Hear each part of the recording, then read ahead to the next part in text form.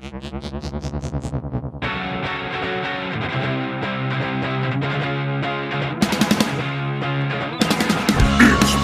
Collectors Club with Bryce, Michael, and Riley.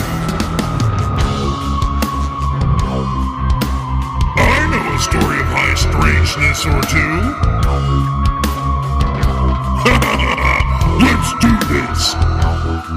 Well, hello, everybody, and welcome back to Bigfoot Collectors Club, the show where we talk to amazing guests about their personal paranormal history and share stories of high strangeness. I'm your host, Michael McMillan. With me always is your other host, Bryce Johnson. And our super producer, Riley Bray. You know what, guys? Last week we promised you a guest in this episode, but you know what? We're shaking things up in year 5 of BCC, and that's code for our guest canceled last minute. So, no guest this week. No worries, because we have a full show planned for you guys anyway. I'm just happy that we're all back together. It was so exciting to see everyone's reactions on Instagram last week, and you guys saying how happy you were that BCC was back. So we really appreciate it, and we're just as happy as you guys are. Mm-hmm. Absolutely, man. It's great to be back. We missed you. We missed you. And how about that fucking fresh remix of our intro by Suneaters? It gave us a little facelift. Yeah, I love it. Absolutely. Yeah, big fan. And the new VO. You make an excellent Squatch, Michael. Well done. Well, thank you. It was a real Sasquatch. What am I saying? Yeah, what are you talking about? I mean, I love your Squatch, but I hold a special place in my heart for the Pete Gardner Sasquatch. But I think you did a really nice job with it. You know, Pete will never be replaced. It'll always be there in the first 183 episodes to hear. I can't match Pete. Pete did that on the fly on the very first episode we ever did. We could have kept it, but I felt like we needed to add Riley's name to the opening theme after, almost 200 episodes. 200. Oh my God, right. I didn't even realize. Yeah, Riley wasn't in there because that was before Riley. We recorded that before Riley even said anything, let alone composed music on the podcast. Yeah, that's crazy. It was just some guy you hired to record you guys talk about aliens. Do you remember? Now look what you've done. I know. If we would have had to continue to pay Riley to help us record and produce this podcast would have been done 4.5 years ago. Easily. Definitely. It's just so funny to think back on the early days when we did this and Riley was just sitting there without a mic, and sometimes he would just nod and hold his thumb up like we're like, oh cool, Riley agrees. And he kept doing that so much we were like, let's get a mic on him because clearly he has some input and stuff to say here. Oh, no doubt about it. I just remember seeing his bookshelf and going, oh, well, this guy really is fucking into this stuff. He's fucking perfect for this. It was fate. It was fate. It was totally fate, man. Yeah. So glad to have you. Well, thanks for getting me into the intro there, Squatchy. Yeah, appreciate it. You're welcome. And then, since we rarely tell ghost stories unless it's a guest or an L file, then I change it to a story of high strangeness or two. So, just these little milestone markers to let you know the show is ever evolving. And I'm happy we got that refresh. I want to thank Suneaters for that. Why don't we do a little clubhouse keeping? Oh, wait, before we do that, guys. Mm-hmm. By the time this episode airs, I'll be really late to the party, later than I already am, but I have to ask you two, are either of you watching Yellow Jackets on Showtime? No. Oh, I haven't heard of it. I've seen the promos for it. It's pretty good. Oh, this is an APB to all Club Scouts of all timelines that if you're not watching Yellow Jackets, get on it. It is right up our alley. That's all I'm going to say about it. And you might start watching and go, what is he fucking talking about? Trust me, it's right up our alley. I don't want to say too much about it other than it stars Juliette Lewis, Melanie Linsky, Christina Ricci. It's awesome. It's got a little bit of like Lost and a bit of Alive. that movie about the soccer team that crashed in like. Oh yeah, that was great. Pieces of that. It's like a survivor story. It's a flashback story. It's a mystery. It's very cool. If you don't have Showtime, I think on Apple TV Plus, if you've never ordered it before, you can get a month for free. Or it's like $10 for the month, which is cheaper than buying the full season, on Amazon Prime or something. So I think it's worth it. Dip in, dip out, check out the show. I know we have listeners listening to this right now who have already finished season 1. I haven't yet. That's all that's out. It just wrapped up a couple weeks ago. I'm getting caught up.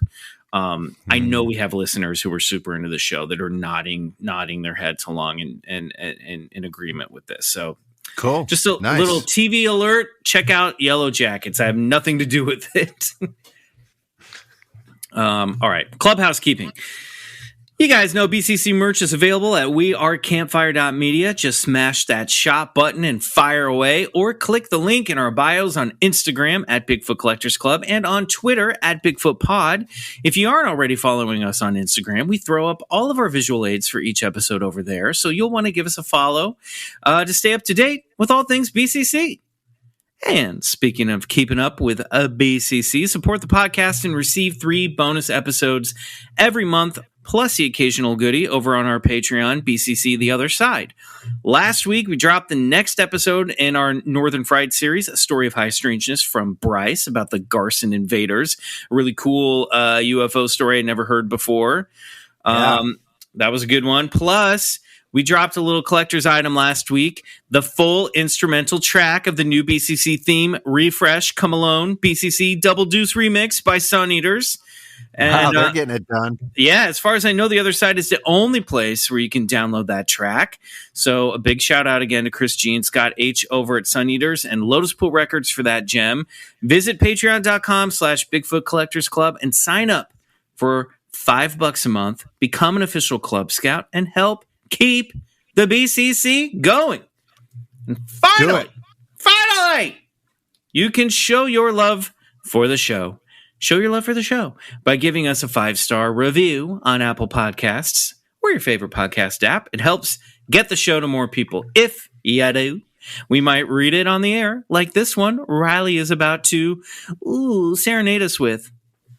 Mel the Mess writes, "It's everything you've been looking for. Paranormal talk where they don't talk about everything too seriously. They just have a good time. 5 stars. See, Mel the Mess gets it. Mm-hmm.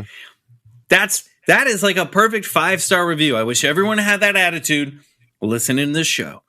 We're talking about shit, not taking it too seriously. We're just here to have a good time. That's us. Am I right, boys? Yeah. Mm-hmm. Here for a good time, not for a long time. You know what I'm saying? That's true. All right.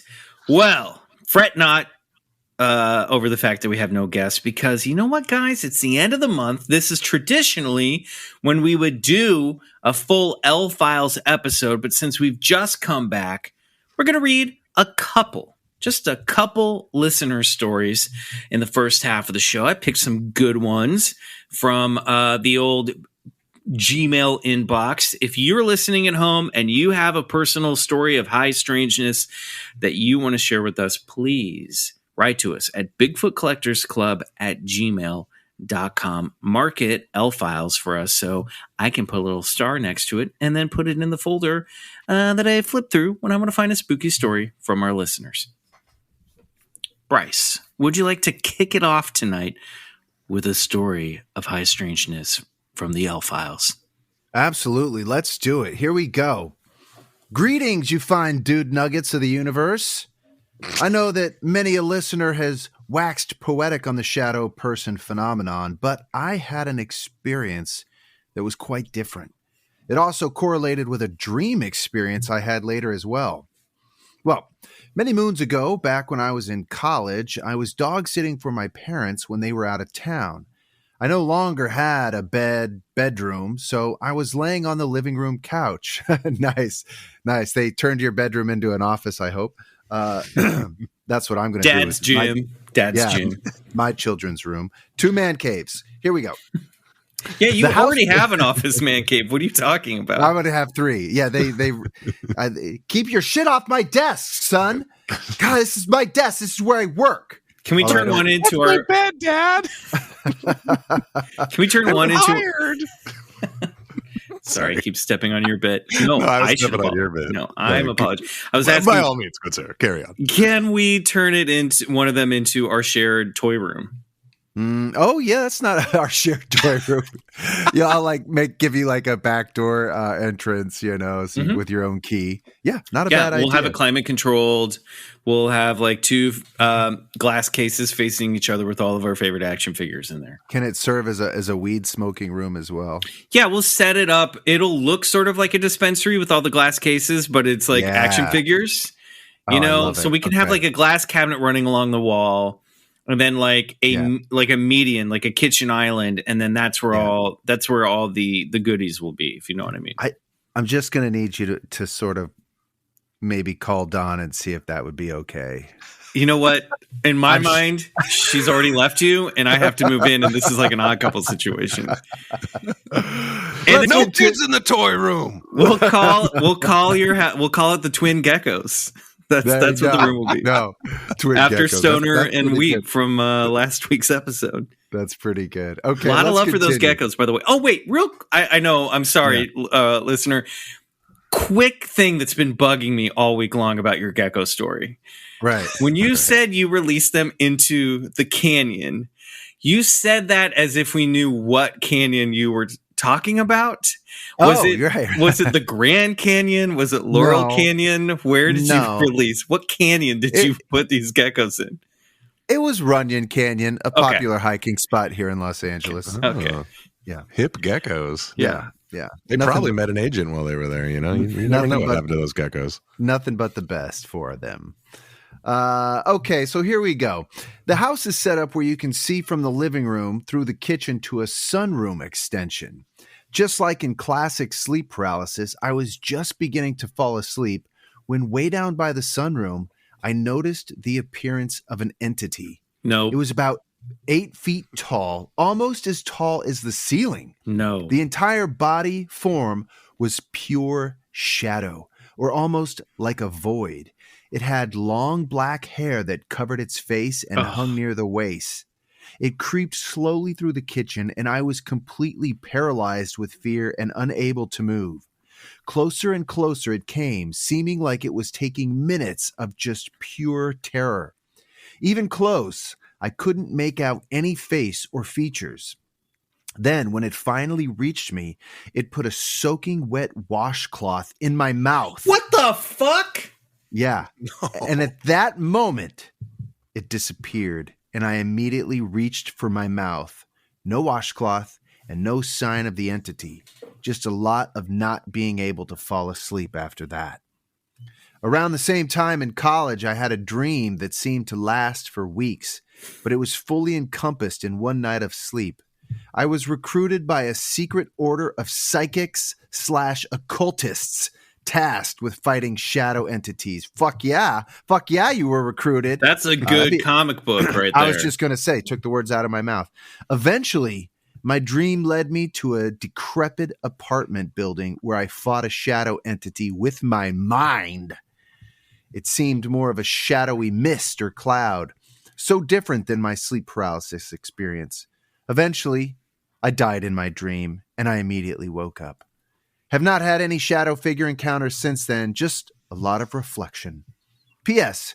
I'm a Nebraska boy, so if you guys haven't heard of the 1967 UFO encounter near Ashland, Nebraska, as reported by Herbert Schirmer, you should check it out. It's crazy. And I also have a comic made by Michael Jasorka that details the event. Audio recordings from Herbert himself can be found about the event. Thank you guys for the supremely kick-ass show. Jackalope Jake. Jake, thank you for that incredible letter and vivid, horrifying details of your story. And thanks for the heads up on that possible story of high strangeness. I'm going to highlight that for sure.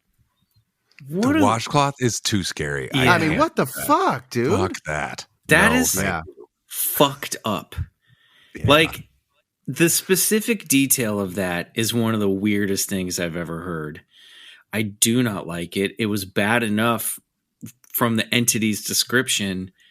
Ugh, no, thank you. And it also feels like because it went through the kitchen, it was actually like a dish rag and not a washcloth.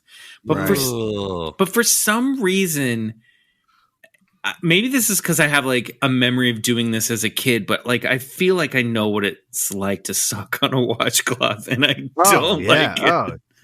No, that's no good at all. It's an unforgettable mouthfeel. The wet, a real UMF, if you ask me. Unforgettable mouthfeel. All right, I'm pulling up, Jake, I'm pulling up my possible episodes notes, and I'm going to attach that in. Yeah, put that one in there. That sounds cool. You know I love a weird UFO story. Jake, I don't know. Maybe you were actually recruited to fight shadow entities in some other dimension that you visit in your dreams. Seems like a cool thing. However, this letter also debunks the age-old myth that if you die in your dream, you die in real life. He did drop that very casually. He's like, yeah, and then I died and I woke up. Yeah. No description of how or what. Totally. I was thinking that too. I wonder if he just barely or just woke up right before he died. I don't know. He said eventually I died. Did he die of old age? Was it really instead of weeks? It was years and years, and he lived like a whole life, and then he died in his sleep from old age? Because it literally just says, eventually I died. Yeah, I don't know. Jake, that's the one detail we needed that you left out. Hit us back.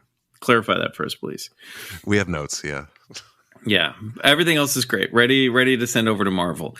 All right, I have one right here. Hello, Michael, Bryce, and Riley. On one of your L files, there was a story about a weird ghost presence while the listener was experiencing their parents' divorce.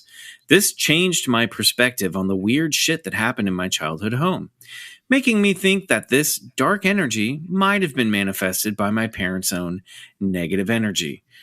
I mean, look, already I want to say if we could all look back on our upbringing and just blame a ghost, it would be a lot easier, wouldn't it? Yeah. Easier on our parents, too, really, when you think about it. Yeah. It's not their fault. You're off the hook. It was ghosts. Ghosts, just a negative feedback loop between mom and dad and some ghosts.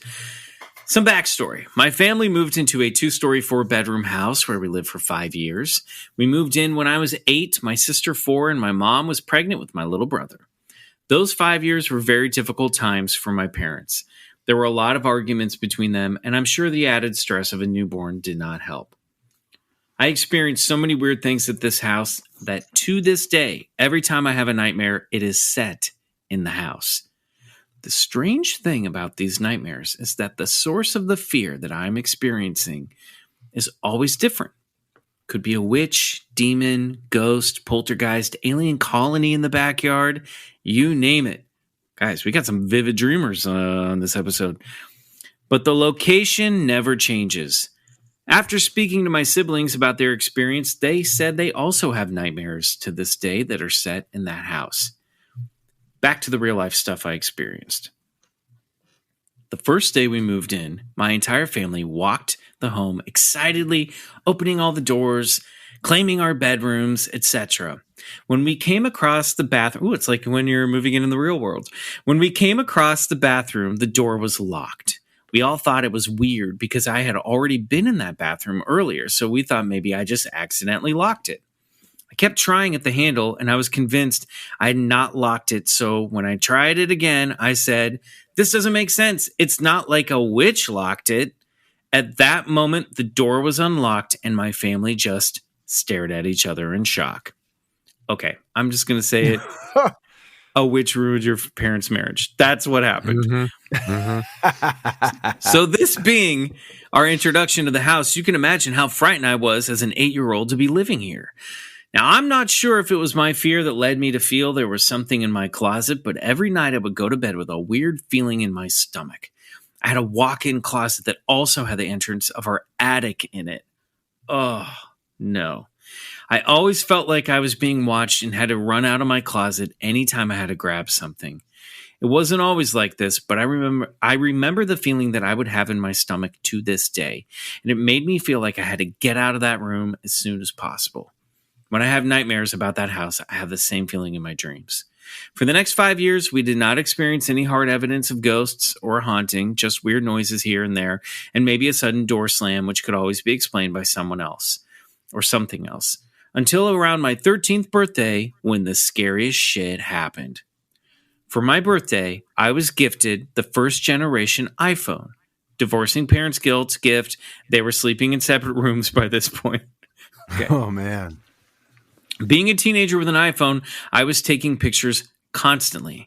One night, I was in my mom's room and I was taking random pictures of my little brother while he played on his Nintendo DS. When I looked at the photo, I noticed a weird blue face.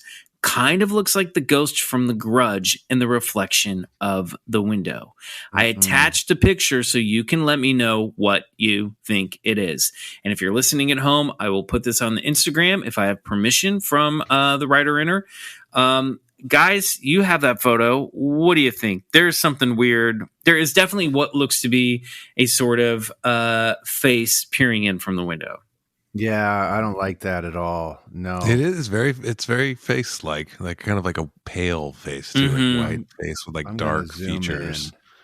yeah, that's weird. I could see the sort of the eyes and the mouth and the. It almost looks like a mask. You know what I mean? Like a mask of like a cherubim, like baby mask with the eyes hollowed out and sort of transparent and blue.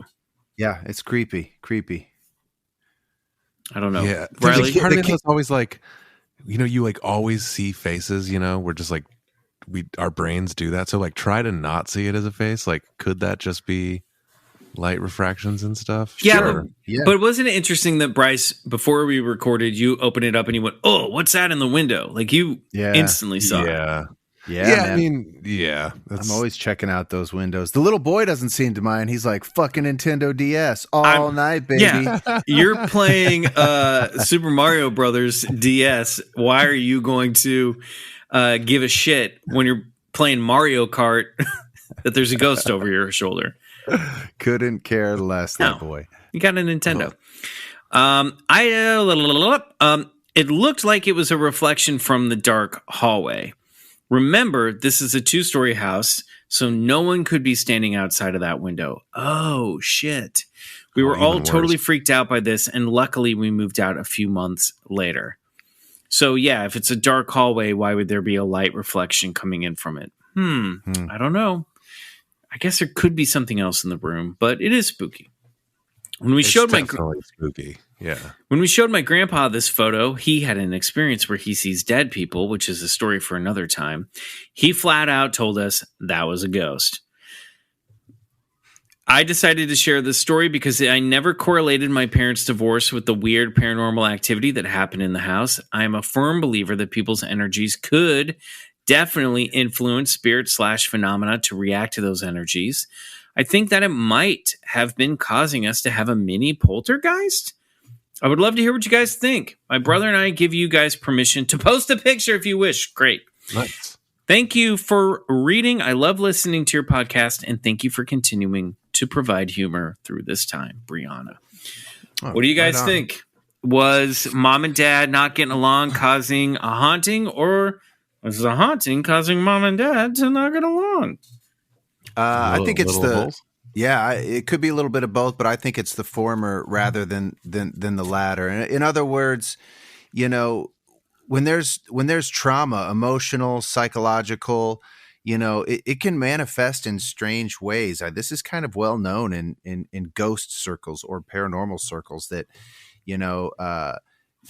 people that are experiencing, tumult and hardship, especially in those like teen years, it can really cause some, phenomena to occur, So I think that's what a little bit of might have been what's going on there.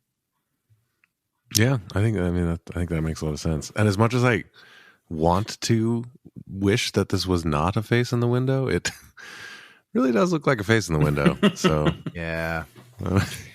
Yeah. Still to this day, man, I'm always shutting. Like I don't go to bed with any of the curtains open, man. I gotta fuck no. There's this one pull down in my bedroom, and even if it's like cracked to an inch, I go over and I make sure it's all the way down, because all that inch is all an alien gray needs to peer right into my fucking soul, and that ain't happening, not on my watch. And I shut the closet door too, like because I have a fully mirrored closet, and I'm like, nope, that's a fucking portal, that's getting shut, and so I got to shut the closet too. So. Yeah, nothing's getting in, nothing's going out. It's good you have your process. That's good. Yeah, I do have a process. Yeah, he started it when he was 8 years old, and he's never deviated. Although, there is this one other little step too that, like, so one of the last things I do is the front window has a curtain, and as I'm passing by it after locking my front door, I do a little peek out the curtain, and it's like just to make sure nothing's out there. But I'm like, I know, I'm like. Half of me's like, why are you doing this? One day there's something going to be out in that driveway looking back at you, but now it's this habit, and I'm just like waiting for the day that like there's something peering back. What time do you do this specifically? This is the last thing I Michael. You. Good one. Brianna, it's hard to say. I mean, maybe mom and dad just weren't having a good time, and maybe the house was just haunted.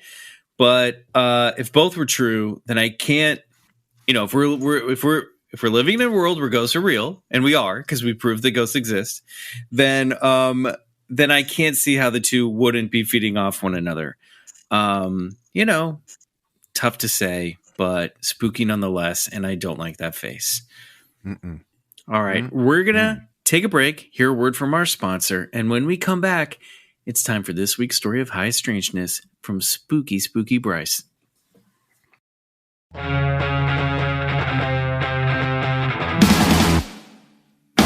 And we're back, and it's time for this week's story of high strangeness, brought to you by Bryce O. Johnson, the finest tobacco pipe cleaner in the West. Oh man, I want to smoke a tobacco pipe so bad. You've really been nostalgic.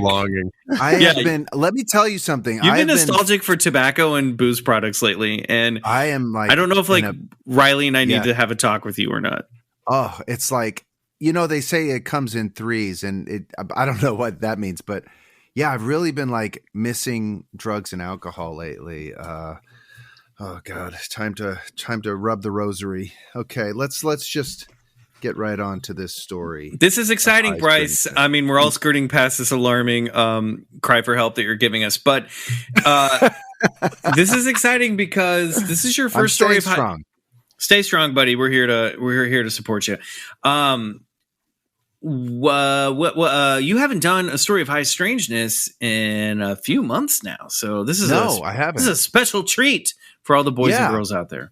Well, I'm really excited for this and non-binary folks, of course. Yeah, this is a story I've been wanting to do for some time now. So, and kind of following your lead and some of the advice from our listeners, it is Bigfoot related. So it's nice to get back to some hairy hominin stories here. So let's jump right in. A hairy homily, if you would. A hairy homily, if you will. Look, we've all seen Bigfoot, right? Well, at least I have. No, just kidding. I really haven't. But let me rephrase. We've all seen a picture or a video of what we think Bigfoot may in fact look like. But what about what Bigfoot sounds like? Aside from the whoops and hollers and whistles, what if these creatures communicated with one another? Or better yet, what if they were capable of language? And if they were, where does that put them in an anthropological sense? Well, there are a few individuals who believe they have captured these creatures communicating with one another in a series of recordings known as the Sierra Sounds. Michael, I know you've heard of the Sierra Sounds. Riley, have you ever heard of these? Yeah, totally. We've talked about it a little bit on the show. I think we have. Yeah, exactly. So I'm excited to sort of, get into this and reveal some of these details. Now, it all started back in the early 70s, like so many great things did. It was hunting season, and a man by the name of Ron Moorhead had just heard from his friend Dennis who was in a state of shock. You see, Dennis had recently fled his hunting camp in the high Sierras, leaving behind his belongings as well as his hunting companions. There was something up there, he said, stalking the camp, something big. Dennis felt bad for leaving his brother Bill and their friends Warren and Lewis Johnson back at the camp, so he asked if Ron would accompany him back up there. Ron, intrigued by just what could have spooked his buddy like that, and excited by the prospect of an adventure, jumped at the chance. Let's go. The next day, they drove to the trailhead somewhere in California's Sierra Nevada mountain range at about 6,000 feet. The two men had a gruesome hike ahead of them, and they donned their backpacks and gear and hit the trail, hiking deep into the forest several miles up and over sharp switchbacks until the signs of a trail were all but long gone. When they finally arrived at the secretive campsite, the group when they finally arrived at the secretive campsite at about 10,000 feet in altitude, with a breathtaking scenic overlook of the valley below, they found the rest of the group. They were packing up the camp, a little unnerved themselves. Ron asked what all the fuss was about, and that's when they showed him an enormous 18-inch footprint in the dirt, toes splayed. What the hell is that? Ron thought. Better yet, what the hell made that? He had seen the Patterson-Gimlin film footage of 1967 depicting a large, hairy, upright creature walking across a sandbar somewhere in Northern California, but he never really gave it too much thought. The rest of the group told Ron that something huge had been stalking around the area of the camp late at night and making all kinds of strange noises, whoops, whistles, and whatnot. Ron's curiosity was immediately piqued, but was not all too excited about having to leave post-haste because, although he had just gotten there, it was now time to leave again. But perhaps glancing around at this pristine wilderness in the middle of the nowhere, Ron got a sense that somehow, at this very spot, these heard but unseen creatures would somehow change his life. And of course, that's exactly what happened. As soon as they reached civilization, the group started planning their next outing back to their secret hunting spot, and that's just what they did.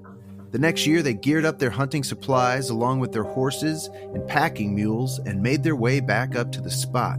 The camp had everything they needed: running water, plenty of good timber, and a chock full of good hunting. And in the middle of their campsite was a trio of gigantic solid cedar trees that they tied a wire rope around and attached large deadfall logs to create a makeshift shelter, with the biggest log serving as the door.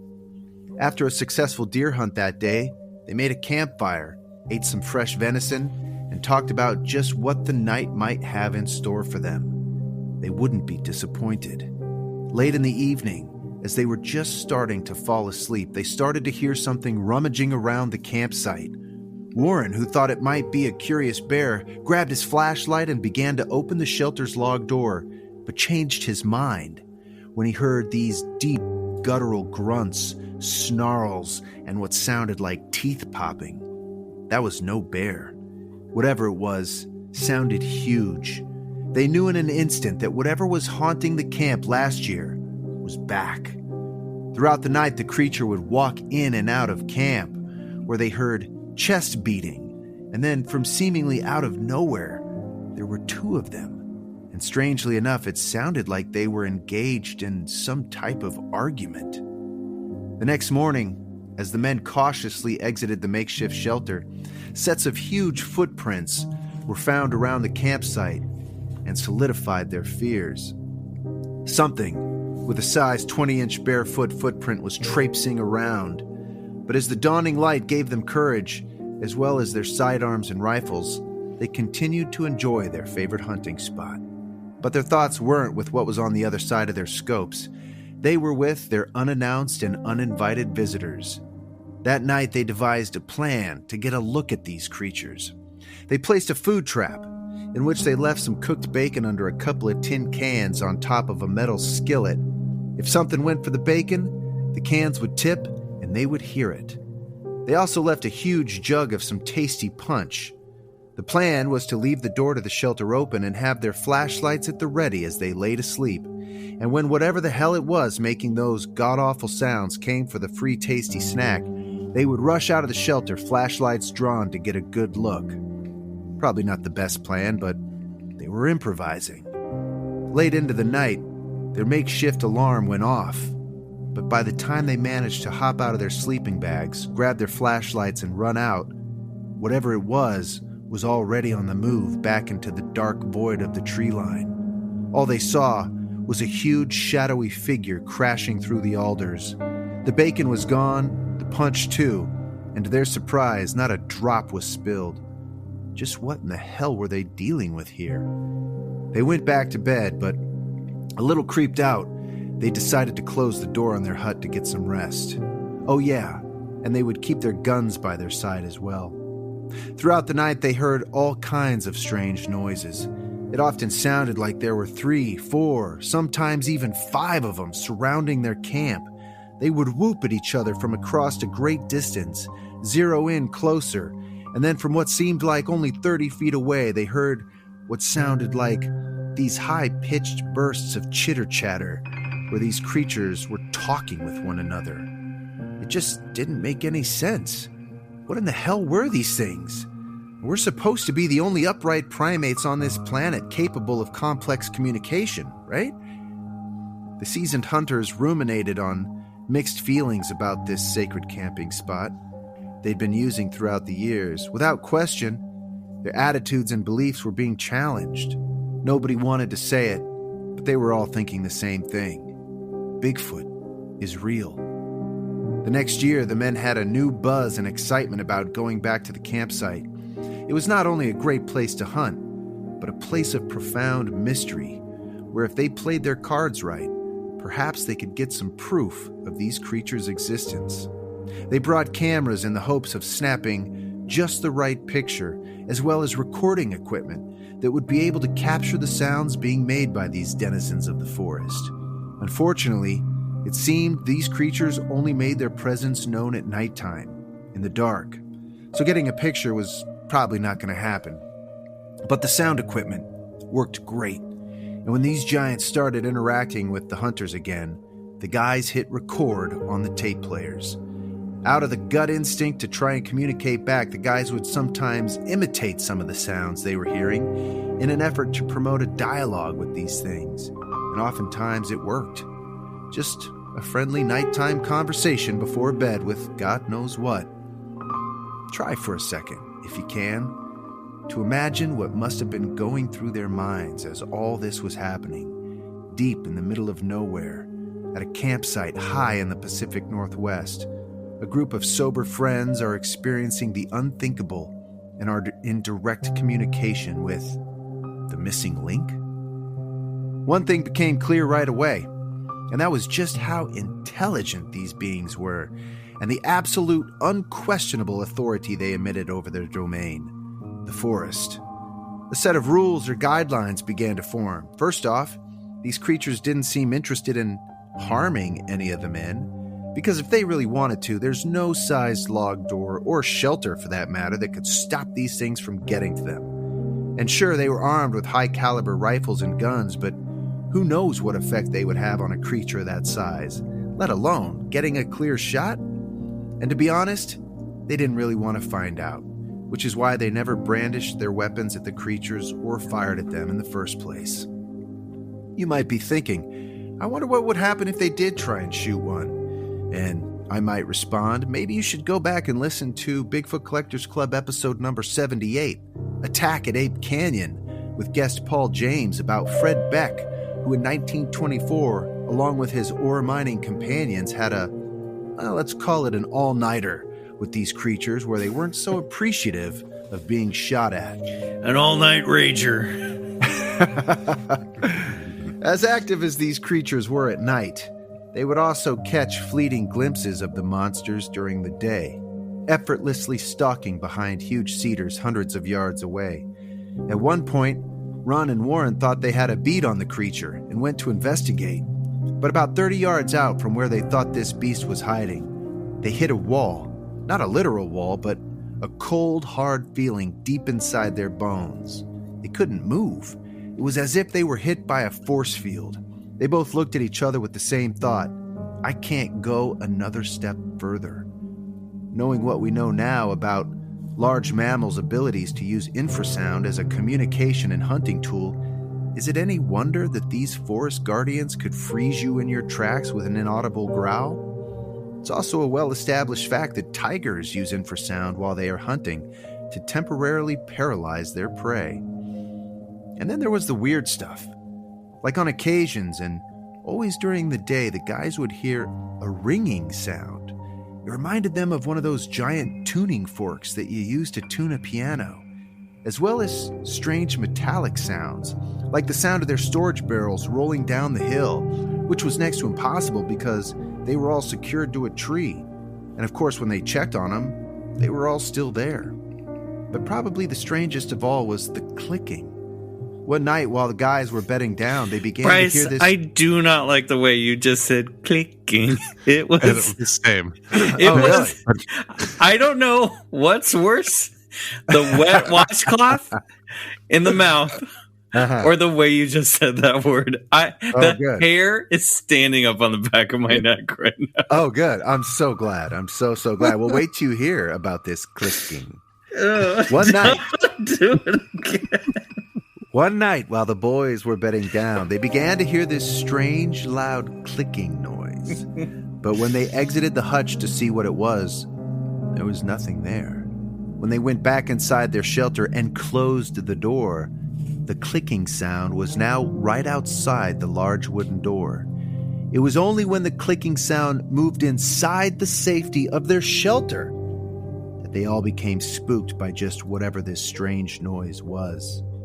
Later, when Ron was back on his Valley Ranch property, tending to his horses, he heard the strange clicking sound again. Just whatever the hell it was had followed him home. Bill, too, had reported hearing the clicking noise back at his home as well. In paranormal circles, they call this a hitchhiker. There seemed to be intentional interactions with the creatures as well, or what is called gifting. The guys liked to use dried-up pine cones to start their fires, and they had a basket of sorts where they placed them. One day, when all the pine cones had been used and the guys were out hiking, they returned only to find that the basket of pine cones had been refilled. Oftentimes, they would leave some cooked food out for Biggie, as they began to call him, and seal the food in a container only something with an opposable thumb could get into. But much to their surprise, Biggie never touched their hanging deer carcasses. Perhaps out of respect for the hunt, they surmised. But they were interested in them, that's for sure, especially when the men noticed a bevy of 22-inch footprints circling the hanging deer. Like always, the hunting season came and went, and the men felt like they were abandoning a fertile discovery zone, but they needed help. Armed with what they considered to be some pretty damned good evidence in terms of sound recordings, it was time to get an expert involved, but cautiously, however, because these men were business owners, and if word got around that they were playing Marco Polo with some wild ape men of the woods, then their pristine reputation was surely in danger of being tarnished.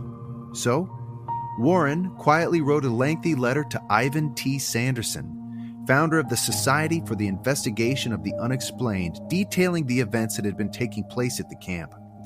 Dr. Sanderson felt the letter to be genuine and forwarded it to Peter Byrne, a widely recognized Bigfoot researcher in the state of Oregon. Peter had a reputation as a big game hunter and safari guide in Nepal who became fascinated with the idea of confirming the Yeti's existence. Here in America, though, his research was limited to Oregon and Washington. But, intrigued by the group's story, Peter Byrne enlisted the help of Alan Barry, a reporter working for the Redding Record Searchlight newspaper in Redding, California. Peter asked Alan to get to the bottom of what was taking place. So, Alan Barry phoned up Warren and basically told him the entire story and played him some of the tapes. Barry was skeptical but certainly intrigued. He decided to interview each hunter individually and examine the tape cassettes closer. And much to his surprise, with each person he talked to, it became clear that these guys had experienced something seemingly profound. and they weren't the type of people to hoax something like this for notoriety or money. Better yet, they invited him up to the campsite to witness the Sierra Sounds for himself. And that's just what he did during the next hunting season. Although Al had a different approach of being there at the campsite, he wanted to get to the bottom of this. Were these guys hoaxing this? Being fooled? Involved in some elaborate prank? Al wanted to know. What was making the sounds on those tapes? So, when the guys went hunting, Al stayed back at camp and took copious notes, documenting as much as he could. Al would later even admit it was hard for him to come to terms with the idea that this Bigfoot creature, who had just recently started to fascinate the American public, could in fact be real.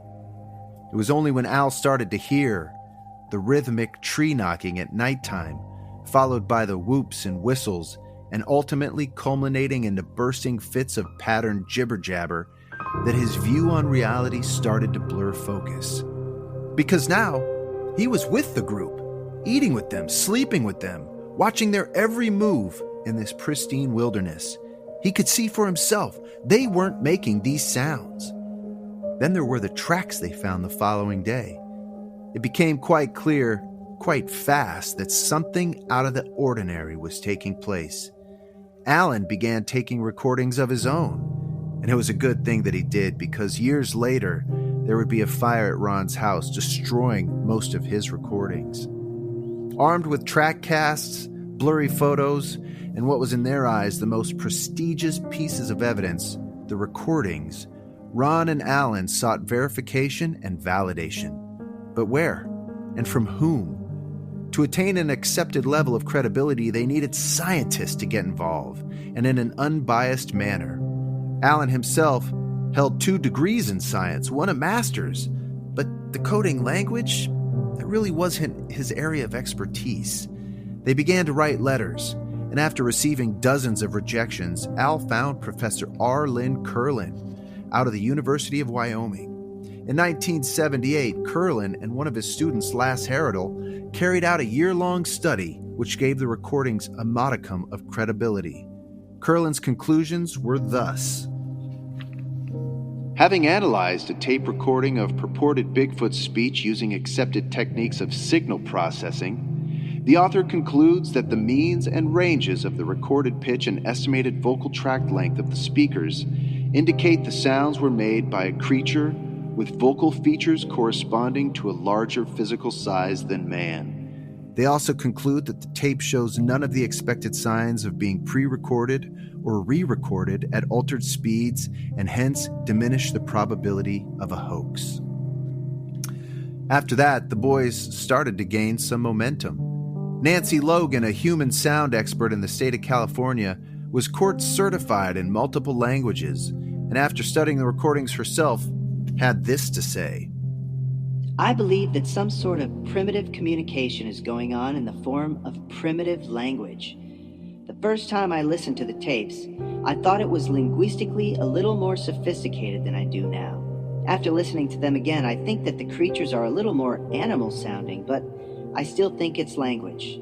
I challenge anyone to make those exact same noises with the exact same pronunciation and intonation at that speed. It would take an incredible amount of training for a human to make these noises so fluently and spontaneously. The noises also include vocalizations made with what sounds like parts of their vocal tract that native English speakers would have tremendous trouble in learning. They are trying to communicate with you. Interestingly enough, National Geographic had published a study of their own. The title was Inside Animal Minds by William M. Field, who quoted the following from the Great Ape Trust Research in Iowa. Kanzi, a bonobo, is supposedly learning English. We think he may be speaking English words, just too fast and high-pitched for us to decode, wrote Field. But it wasn't until March of 2008 when Moorhead and Barry were contacted by Scott Nelson, a retired naval crypto-linguist serving in naval intelligence. This is exactly what Scott did. He was the expert they were looking for. Scott had logged thousands of hours of voice transcription, claiming perfect pitch. He He was trained by the military to decipher code, especially the code of language. And when Scott Nelson heard the Sierra sounds for the first time, he immediately thought he recognized the patterns of language. He asked permission to study the recordings and render an analysis. The boys were elated. Scott and his team went to work, and after several long months, issued the following statement. We have verified that these creatures use language by the human definition of it. The months of hard work that we have put into the study of the Bray Moorhead tapes is finally coming to fruition. The analysis is finished, although I am still working on parts of the final write-up, such as frequency count tables. I believe that the study of these tapes will never and should never end. With the recognition and acceptance that these creatures do indeed speak and understand a complex language, a greater effort will be made to collect voice recordings and/or analysis of the language will improve. Now that we have a precedent and technique established for this study, this process will certainly become easier. By claiming he found complex language embedded in the recordings, Scott stuck his professional neck out on the line and joined the ranks of others who have done the same, like Dr. Grover Krantz, Jeffrey Meldrum, and one who's close to my heart, Dr. Maria Mayer. Moorhead, Barry, and even Scott Nelson would head back up to the Sierras on occasion to unravel the mystery further. But activity had quieted down to a near halt. Moorhead suspected he knew why. For the longest time, throughout the 70s, the Bigfoot group didn't seem to be bothered by the weapons the men carried. Perhaps because they were never aimed at them. The creatures didn't even seem to mind that they hunted deer.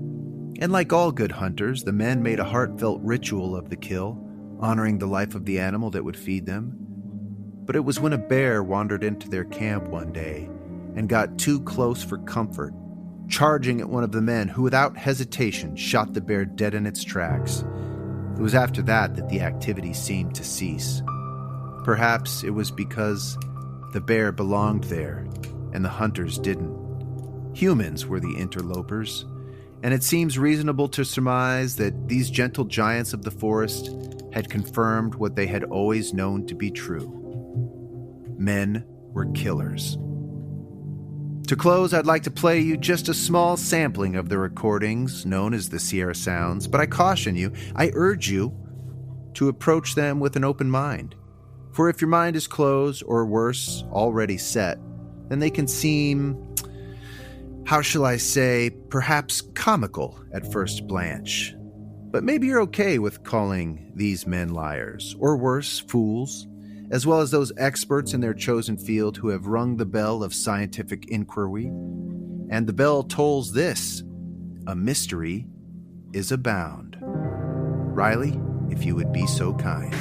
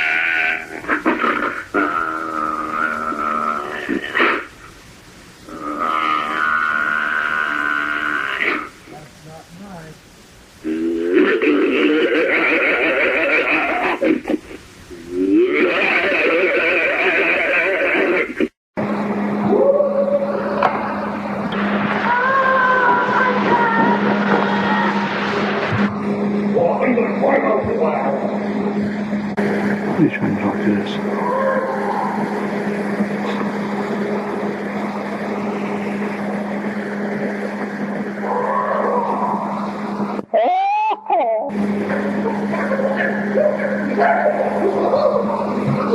To hear more of the Sierra sounds, and better yet, to have them placed in a timeline and a context as they were happening, I highly recommend going to Ron Moorhead's website and purchasing his book, Voices in the Wilderness, which also comes with a downloadable link to all the recordings as they were heard.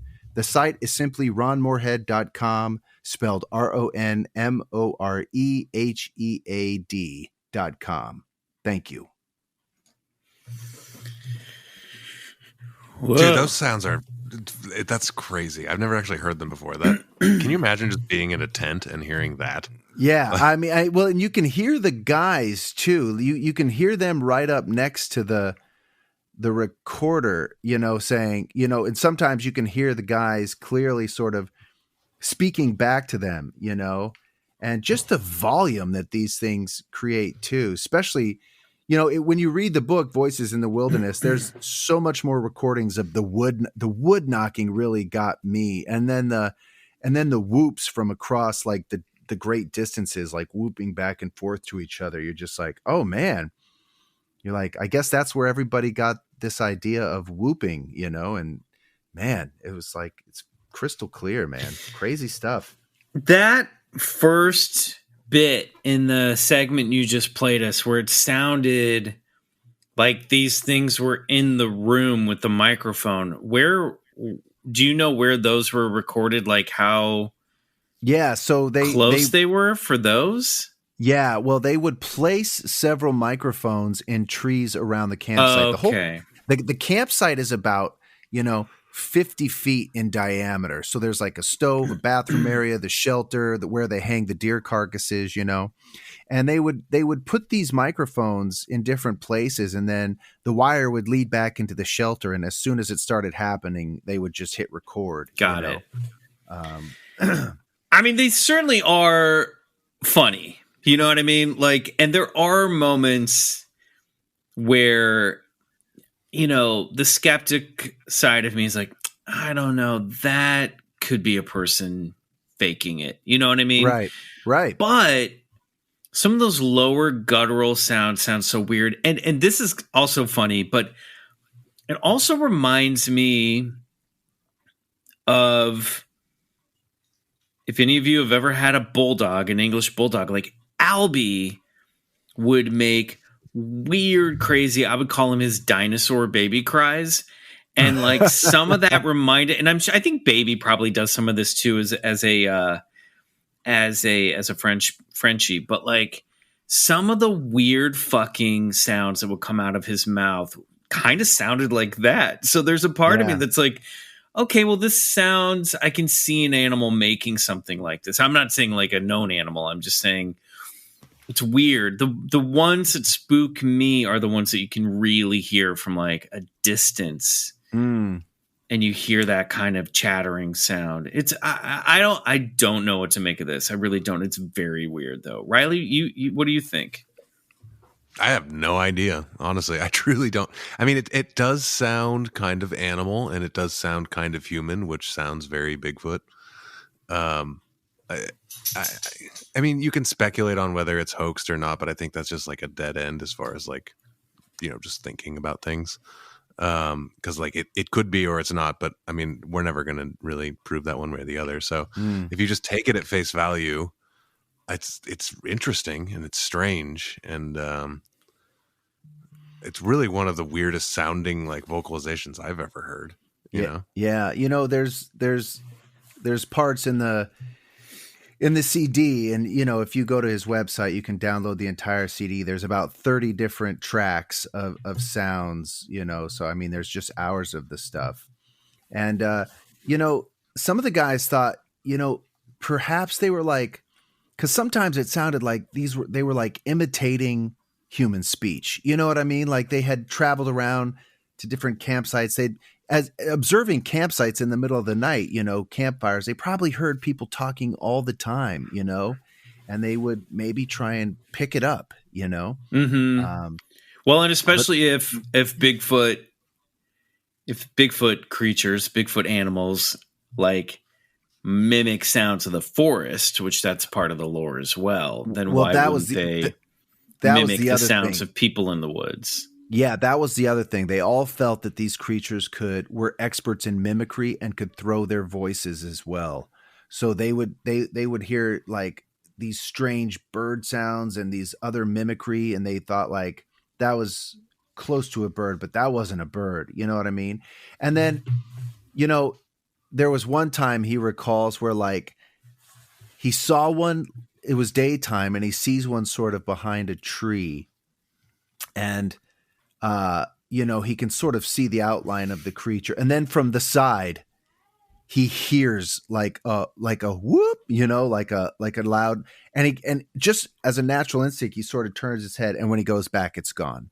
You know what I mean? So like they use this, it's like they know how to, distract you, fuck with you. I mean, they're masters of this domain, The thing you said about chimpanzees trying to speak human, but it's high pitched and too fast. Speak human. Oh my God. Speak a language, a human language. That blew my mind. That is very weird to think about. I just wanted to note that. The thing that weirds me out is like, okay, I get on face value, if these things are real, they might sound like this.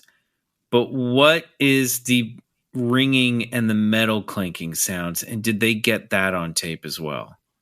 Yeah, right. Well, I do believe they had some of the metallic sounds. I didn't go through all the tracks. I think I've heard that on a documentary, Well, here's the thing. In David Paulides' Missing 411, The Hunted, he speaks with Ron Moorhead. And Ron Moorhead goes into a little bit more detail about some of the stranger aspects of what they were experiencing. Like one time, Ron says in that video that, they're inside the shelter. It's the middle of the night. And literally right outside this shelter, they heard car doors shutting, like fucking car doors. There's no cars for miles. You know what I mean? Fuck? Let alone inside their camp. And then get this, they also saw these lights that would travel through their camp. Not orbs, but more like these long rods, almost like, imagine a lightsaber just sort of traveling leisurely through the camp, See, this is why people don't tell these full stories, because of the weird shit like this. Because it is a thing where you're like, it's crazy enough that I think there's a fucking like bipedal hominid marching around in the woods. If I have to add the lights and the car slamming sounds, then no one's going to believe me. It's almost as if, it's almost as if to preserve, and I know this is absurd, but it's almost as if to preserve their existence and keep people away. It's like Bigfoot have the ability to make them feel like they're people are crazy. Yeah. So they won't tell people about them. That's like the Bill Murray stories that you always hear. You know what I'm talking about? Like people will meet Bill Murray and he'll do some weird thing and then he'll be like, "No one will ever believe this." Oh, right. And then he'll just walk away. Yeah. So that's what Biggie's doing. Well, what part really stuck out to me was this idea of when they would hear this loud ringing, like the sound of a tuning fork. Do you know where we've heard that before? In UFO contactee cases, right before someone's about to see a UFO or get fucking beamed up, all the sound goes quiet and they hear a ringing in their ear, like the sound of a fucking tuning fork, To me, it's just more evidence that something's going on with these creatures of the wilderness. I think if we keep exploring this mystery, in years to come, the researchers that are still stuck on this idea of these things just being an unconfirmed flesh and blood North American wood ape are going to be left in the dust.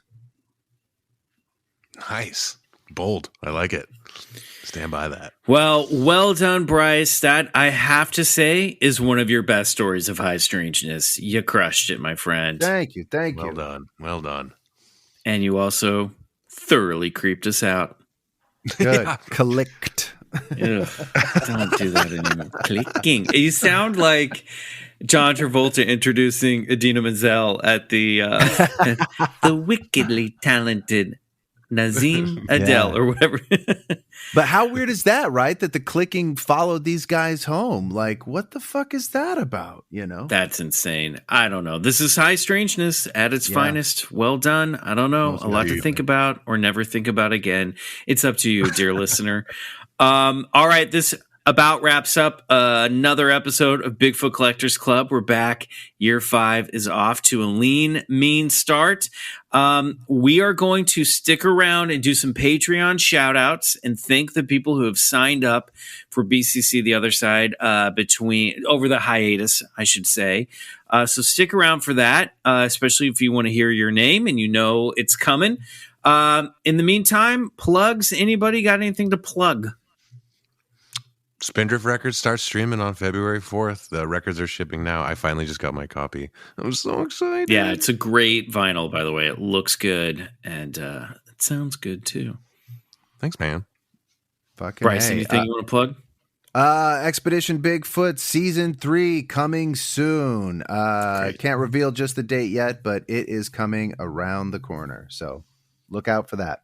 Fantastic. And I should be having an announcement for a fun project I've been working on over the break soon. Nothing set in stone yet in terms of when it will be available to people. So I will keep you posted. Of course, Club Scouts will be the first to know. So watch this space. Okay, everybody, stick around. Here we're gonna do some Patreon shout outs. You boys ready? Bryce, you're going to say thanks. And then Riley, you're going to say thanks. Ready? Copy. Here we go. Nova Zero. Thank you. Justin Sergi. Thanks. Sarah Stenquist. Thanks, Sarah. Ross Cheever. Thank you. Demi Ray. Thank you. Ian Sayer. Thank you. Alan Kapowski. Thanks, Alan. Ryan Buell. Thanks, Ryan. Brian Jones. Thank you. Jason Wissinger. Thanks. Antonio Vento. Thank you, Antonio. Von Schroeder. Thanks, Vaughn. Tori. Thank you. Thomas Kelly. Thank you, Thomas. Una Rose. Thank you. Tamara Peak. Thanks, Tom. Tamara. Tamara. Peak. What makes Tamara, too? Yeah. Gordon Steinberg. Thanks, Gordon. Nimbus Fly Hunter. We have a Harry Potter fan. Thanks, Nimbus. Corey Miller. Thank you. Randall L. Nall. Thank you. Manny Villalobos. Thanks. Chris Sweet. Thank you. Annie Saunders. Thank you, Annie. Cameron Ramines. Thanks, Cameron. Nicole Chisholm. Thank you. Sharon. Thanks, Sharon. Christina Niddle. Thanks, Christina. Julie Steiger. Thank you. James Verberg. Thank you. Brian Jones. Brian Jones again. Thanks again. He's back twice. He dipped out. He dipped back in. Danny Moe. Thanks, Danny. Timothy. Thank you. Stephanie Woodward. Thank you. Crystal. There you go. Thanks, Crystal. James Barnes. Thanks, James. Wait, James Buchanan Barnes? Bucky Barnes from Captain America? The Winter Soldier himself? Tyson Stoddard. Thank you, Winter Soldier. Thanks, Winter Soldier. Tyson Stoddard. Thank you. Tori. Thanks, Tori. MW8. Thank you. Got droids listening now. Ian Swerka. Thank you. Thomas Maresca. Thank you, Thomas. Katie Hare. Thank you. Hunter Smith. Thanks, Hunter. Stephanie Powers. Thanks, Stephanie. Shannon Watson. Thank you. David Misson. Thanks, David. Frida Masters. Thank you, Frida. Waffles. Thanks, Waffles. Rubber Ducky. Thanks, Rubber Ducky. Jude Temple. Thank you. Ian Allister. Thank you. Brandon. Thanks, Brandon. Isaac Carrillo. Thank you. Or Carrillo. Samantha Spirito. Thank you. And finally, coming in moments before we started recording, Brett Swinson.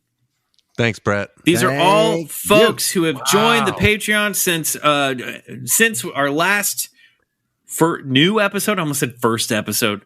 over the hiatus. We appreciate you guys. Thank you for keeping the show alive by joining BCC The Other Side over at patreon.com/Bigfoot Collectors Club. Until next week, everyone, good night. And go get regressed.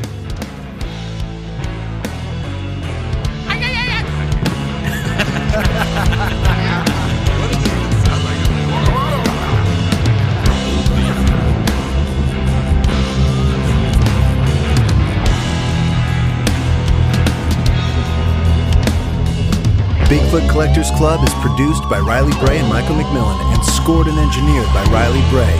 Our theme song, Come Alone, is by Suneaters, courtesy of Lotuspool Records.